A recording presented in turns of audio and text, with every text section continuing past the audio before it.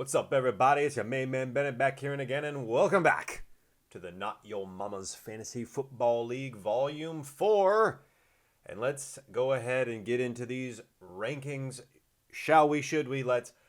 This is the nitty gritty, as they say. Alarm bells are ringing, and right in time for the holiday season. So, customarily, as it were, sauces high,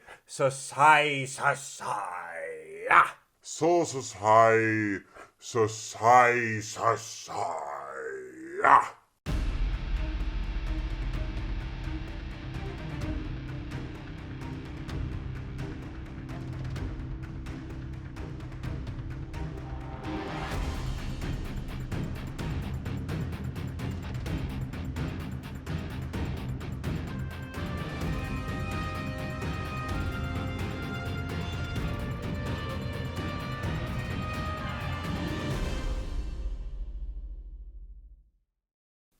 All right, so welcome back to the program. 12th place team coming into these rankings is the Fancy Lads. That is correct. Whitdo's pissed. Let's get that straight. I haven't talked to him, man to man, mano y mano, as they say. I haven't actually, talked to him directly, but I know. I know in my heart of hearts, my Miss Cleo crystal ball. Yes, child. He's not feeling very good. 9 consecutive losses will do a lot to a person. So that being said, he has had the third most challenging schedule of anyone in the league. So there's that. Anyway, we're going to move right along to the 11th place team. And the 11th place team in these here rankings is Oside Vedigo. That's right, it's Darren's team, staying at the 11th place slot. I didn't even know Lamar Jackson wasn't playing, and then he didn't play. And so what are you going to do? We're going to, hope he's going to hope to maybe win against Michael's team this week. Michael is kind of nearly playoff bound. We'll see what happens. We're going to move on to the 10th place team. Holla at your boy. 10th place team in these here rankings is the Bongtown Herbologists. Hey! The Bongtown Herbologists, that's right. The venerable herbologists of the Bongtown. Probably a little pissed off as well at this point of the season. Came in with high hopes. The reality is, the players on this team, albeit very good players in my humble estimation, just underperformed in general. I mean, like Dalvin Cook, I believe he's got Dalvin, and he didn't play a few games. DK Metcalf didn't have Russell. It's just like, when can this guy just catch a break, right? He goes after Team Robs this week, and he still has juice in his cup. He can still come out victorious. We move on to the 9th place team. 9th place team in these year rankings is Grand Salami time. That's right, it's Katie's team. Got the victory against the Fancy Lads. Moves up to the 9th place slot. 4 games left. There are only but 4 games left, and they start tomorrow on Thanksgiving Day. We have 3 games, 3 slated games there. Alarm bells are ringing. Kind of going to have to win out. Any 4-7 or 5-6 team, I think at this point of the season, will have to go for it. Gotta go all the way here. Again, Aaron Rodgers, Nick Chubb, Mike Evans, George Kittle. These are very talented players that are capable of scoring a lot of points. We'll have to see what happens with that. Moving on to the 8th place team. And it is, of course, Chateau St. Bargles Winery. That is my team. I took a little tumble this week. I lost to the biggest of teas. What can we say about my team this year? I already kind of feel like I'm in a retrospective headspace. Selecting Jonathan Taylor was a very good decision. I mean, you can see how well he's been doing. He'll probably be the rushing leader this season. Tyreek Hill is still a bona fide top-tier talent. Aside from those 2 gentlemen, I believe that I have failed. Odell, Michael Thomas, Chris Carson, blah. etc. So, why don't we move on to more important teams like the 7th place team? 7th place team in these here rankings is Master Cook. That's right. Alan's team. I know that Alan is feeling the pain right now because he could have defeated 8 teams this past week, although he got smacked up by Team Diaper Funds. Something that we've all experienced, I'm sure. However, Alan should know. He's going to wine country this holiday weekend, and what a time to be alive to move to 6-6 for you, boy. So don't mess us up, Alan. You still got, some space in front of you on the runway to take off into the fantasy playoffs, as it were. So best of luck. We're going to move on to the 6th place. 1, 2, 3, 4, 5, 6. 1, 2, 3, 4, 5, 6. The 6th place team in these here rankings. And it's Pamp. It's Big T. That's right. Big T, baby. Scored a mighty 142 points this past week. Was probably scared as hell about Jonathan Taylor's 5 touchdowns and 200 yards of scrimmage. Did that matter? No. No, it did not. What do we got?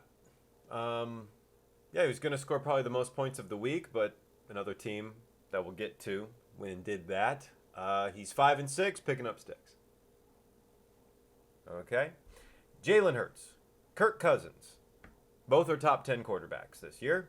Running backs, Ezekiel Elliott, DeAndre Swift, also top 10.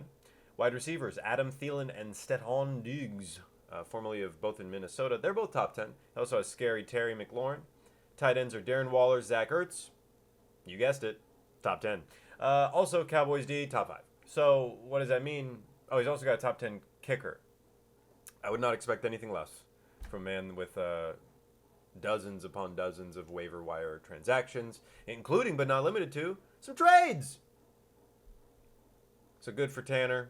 We'll see what happens next. He's definitely, I think he's capable. He's got a bona fide team right now. And if I was one of the top teams, I'd be concerned. You want him to lose. Of the people below you, you want Tanner to go down. We move on to the 5th place team. That's Team Robs. Hey, my brother from the same mother. 76 points and the victory. 6-5 record. 2 games back from being tied with the other top dogs, as it were. What can we say? Evan is averaging 102 points per game. That is the worst. It's the worst at this point after 11 weeks. 102 point average is the worst. However, his opponents are also the worst, averaging only 106 points per game. His schedule has been the lightest, babyest schedule of anyone after 11 weeks. It don't matter. Evan is like, these are my notes here. Evan is like the fungus that grows in places it shouldn't. It adapts. To the various sprays and ointments that one may apply, it continues to adapt and grow. I wrote that. So he's battling the Bongtown Herbologists this holiday weekend. Time to turn on the afterburners. He only needs to win but a couple games, and we got a couple games out there for him to win, I think. So we're going to move on. Now, the next 4 teams, top 4 teams, we're getting into these are, if the fantasy playoffs started today, these are the 4 teams that would be in the playoffs. All of these teams are 8-3. So this is really just a 4-way tie for first place. It's anyone's game to win. 4th place, Under the Steps Boogeyman. That's right, 4th place team going to Ben. You may wonder, how does the 2nd place turn into the 4th place, even though they won? Well, he scored 95 points. Not impressed by that. You know, you're supposed to be at the very top. We're headed to the playoffs here soon. 95 points probably ain't going to cut it. So, he's had some ups and downs. He's looking to, win some of these remaining games. He's got a matchup against the Fancy Lads this weekend. I'm sure he'll put up more than 95. Moving on to the 3rd place team. And it's, I'm about to break. Limp Biscuits. That's right, Michael's team. Whew, coming in 3rd place. Ha! He took a loss Very disappointed in that loss because, man, he'd be sitting right at the tippy top. 9-2 would be a cool record. But, he only scored 105 points or something like that. Taking on Darren's squad this week. He gets a win here, gets another win there, and he can ice himself into the fantasy playoffs. Good for him for that. Okay, moving on to the second place team in these year rankings is Team Diaper Funds. That's right, Corey.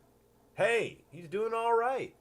Lost Derrick Henry, made some trades, moved some stuff around. He lost Darren Waller to a trade, and but he's making do. I really didn't take any notes on Corey because he's the reigning, defending champion of this fantasy league. He is. So I'm not surprised that he is positioning himself as such to figure it out and make his way into the playoffs. Although I saw him on the street, he's a little downtrodden. He seems a little pessimistic. He needs to buck up. Buck up, bucko, and just figure it out or something. We move on to the first place team, though. First place team, and he's been here before. Been here many, many a time. And that is Kicking It with Younghoe. That's right. Samuel's back on top. Up 3 spots, back to where he belongs. Here at the top, tippy top. Why is he at the top? He's 8-3 like the other teams I've recently mentioned. However, I just still believe that he has one of the best fantasy teams in the league in general.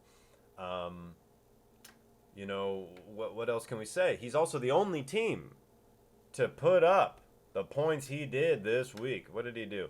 He did 154.5 points this week. It was more than anybody. But not just that, ladies and gents. He scored the most points in week 5. He scored the most points in week 8. He now has scored the most points in week 11. And you know what that means? We all took basic math at some point. That means watch out for week 14. Whoever he's going up against week 14, he's probably going to score the most points again. And so, that being said, who is he against in week 14? Well, it's not me. Who is it? Who is it? Who is it? It's Grand Salami time. So, Katie, be very aware that that is probably happening or could happen or something along those lines. So, what else we got here? I mean, he takes on Team Diaper Funds. That's a matchup. 2 8-3 teams going head-to-head. The top 2 teams in the league. Could be a fantasy championship. And, God, that's good. That's good stuff. That's all I got. Thank you for tuning in this week, next week, and last week, and following future weeks as well. And have a good day. Oh.